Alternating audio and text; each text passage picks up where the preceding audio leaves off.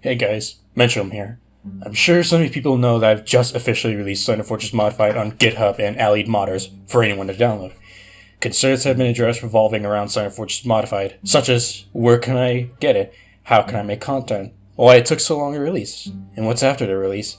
This video should just address these common concerns as well as future plans for Slender Modified. I'll just get this one concern out of the way about video tutorials. I have plans for that in the future, just not now. So, where can you get Slender Modified, you may ask? The easy answer is in the description is an allied modder thread on the basic overview on Slender Modified and a GitHub page of Slender Modified you can install. On the wiki, you can actually read an up-to-date tutorial on how to install Slender Modified for your server. I say up-to-date because the new versions wiki is out of date in our standards and it does not provide the ins and outs on how to actually get the plugin ready to go. It should be noted you should download the modified content inside of the wiki tutorial itself, because you need the files for Hyper Snatcher and Triple Bosses.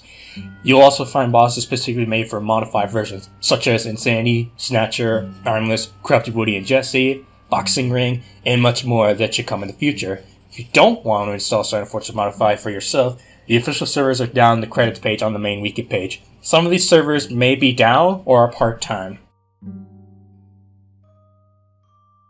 How could you make content to officially submit to Slender Modified? On the wiki, I provided 2 tutorials on the basics on how to make bosses and how to make basic maps. If you were to download Modified for yourself and wanted to make bosses for yourself, there's a file called profiles.documentation.cfg you can find in the configs folder of Slender Modified. This documentation provides all the known key values within the modified version.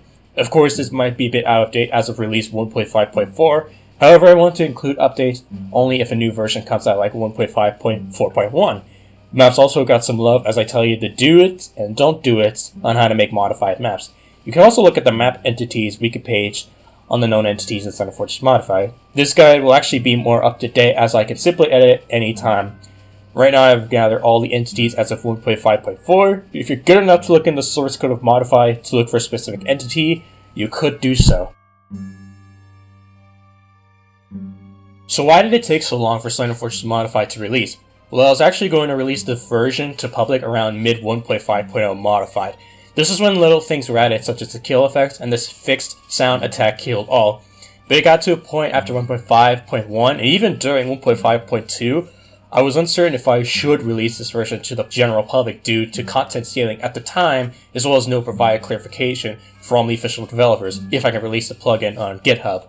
And this lasted all the way up until 1.5.3.6, where I gave the owner of Exultia, Spiper, the documented changes of Slender Modified that are released, who then sent it to primary developer Slender Official, Chillax, who states that nothing is really stopping me from making my own version of Slender Fortress using the 1.5.0 base and releasing it to the public, which then I pushed out a set release date between June 10th and June 20th, which I then released the plugin on June 16th and version 1.5.3.8. And then days later, I released 1.5.4, which I will go over changes in a future video.